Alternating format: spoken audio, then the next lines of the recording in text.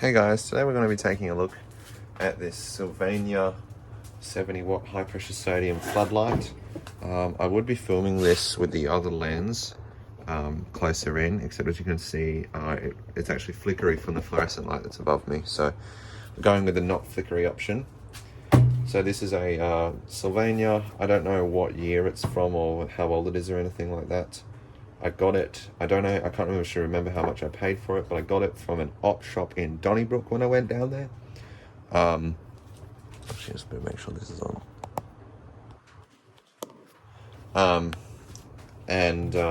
It's an all plastic construction, surprisingly. This back half is plastic, this is plastic. This mounting bracket is just a piece of metal, flat bar that's just bent and shaped into whatever. We do have this like thing that shows you what angle you've got it pointed at. There's one of them on each side as well. This side appears to have been hit by more sun because that's faded more. It's not in the best condition, but honestly that's okay because it doesn't make me feel bad about using it. It has I believe it's the light bulb in it is original. We'll take a closer look at that in a minute. It has a pretty long supply lead on it with a plug on the end. This is not the plug that was on it when I got it, but it did have a plug on the end that was the same as this except black, but it was destroyed when I got it. You couldn't even use it anymore. So I put a fresh plug on the end, and it's a nice long supply cord. So to open it up, there's 4 screws. So we'll take a look inside.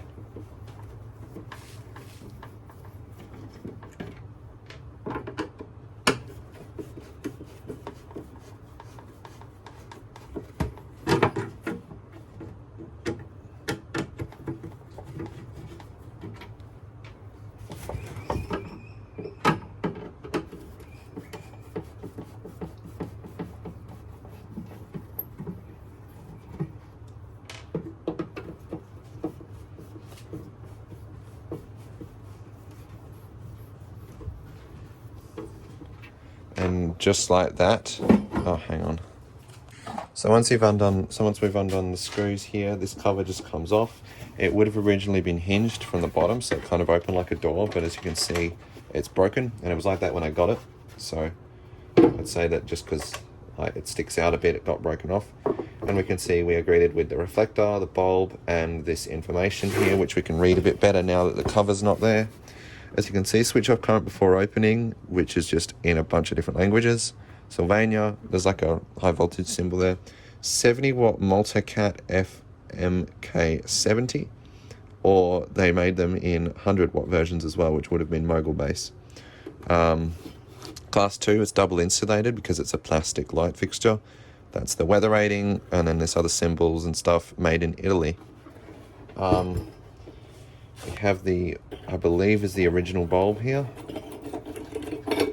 Say Sylvania 70 watt, made in Belgium, SHPT 7021. I believe that's a date code of some kind. It's not from 2021, definitely. It's got a few hours on it. It's not too heavily used. It still works fine. We've got a standard porcelain E27 socket here. We have 1 screw in the middle to take the reflector out, which I'll do in a second. And that's basically all there is, at least in front of the reflector. We'll remove this screw and have a look at the ballast. I don't believe I've mentioned this yet. This bulb is an external igniter bulb. As you can see, there's no igniter in the bulb. I have some 70 watt high pressure sodium internal igniter bulbs, so if this one ever goes bad, I'll use one of those and bypass the igniter in the light fixture. This reflector, this part of the reflector's coming off. Let's see here. Take that out first. I'll fix that in a second. This part of the reflector. And that's enough to see what we have inside here. I don't know if this piece comes out. So, not that complicated. We've got a capacitor, a ballast, and our igniter. As you can see, 1 by 70 watt. It doesn't actually specify, oh no, it does, high pressure sodium vapor lamp. 1 phase and then 2L. Phase is just another word for active. We've got our 2 relatively thick beefy cables going to the socket. I'm not going to go over how this is wired or how it works or anything. but this is where the supply comes in, and then the out to the bulb. So yes, but that's what the ballast looks like. Again, I'm not going to go over it. There is an igniter in there that's mounted up in there that I'm not going to take out to read.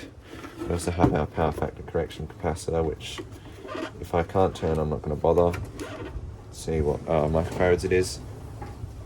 So what I'm going to do now is put this all back together, and I will be back. With the light all back together again, we can go ahead and plug it into the wall. I'm going to go ahead and turn off some of these other lights. Not all of them, but just the bigger ones.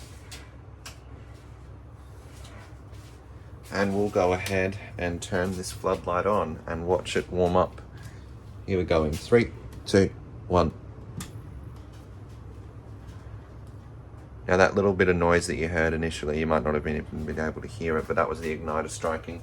Sometimes because when I got this light, I turned it on once and then it was actually sitting in storage for a long time.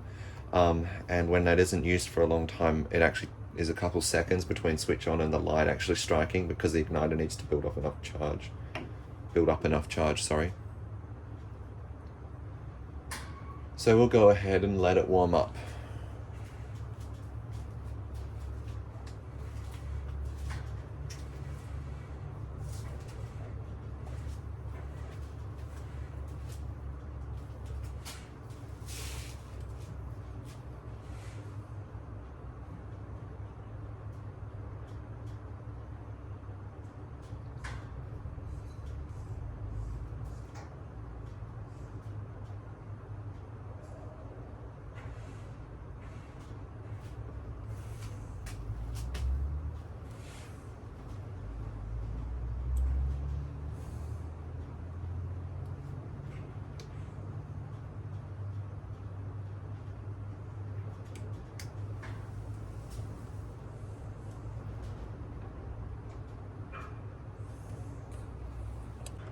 Okay, so we're pretty much at full brightness now. I can't actually look directly into it because it's so bright.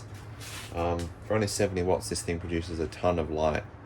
I have a 400 watt Philips high pressure sodium flood light that we'll take a look at someday, but the bulb in that is very old and quite heavily used, so I feel like they've got actually kind of equal in brightness. The front of the fixture is kind of warm. The back of it is cool to the touch, probably because of the reflector. It's nice and bright. This is how well it lights up the inside of the shed, as you can see. And of course, with any high pressure sodium lighting, the color rendering, sometimes it's impossible to distinguish color. As you can see, like this is normally bright red, but now it's kind of like, see if I go into a normal light over here, it's a bright red, but in the high pressure sodium light, it's very, because these have like a CRI of, I think, 20-ish, 20%. I think it might be 21%. Probably varies slightly from light to light, but it's about 20%. So, yeah, just a little bit of information for you. Got the color rendering index spectrum. So, let's do a hot restrike. I filmed the whole video, but I forgot to do this, and I was going to do this, so doing it now. I'll do a hot restrike. Off, and back on again.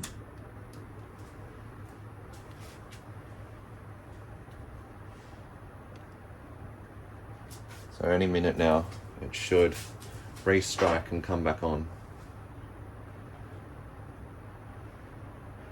You can hear the igniter buzzing away, trying to strike the arc. You can see it, it's about to happen.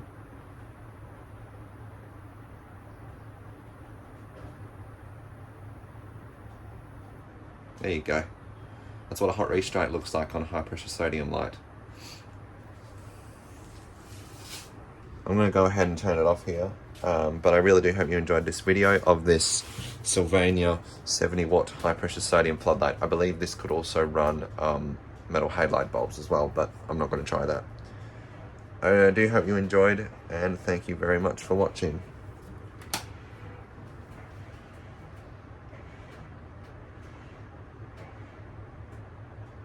Let it glow down completely.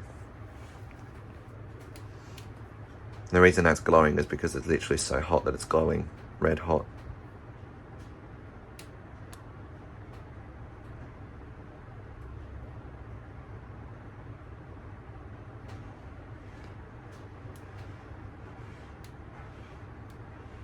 Okay, thanks for watching.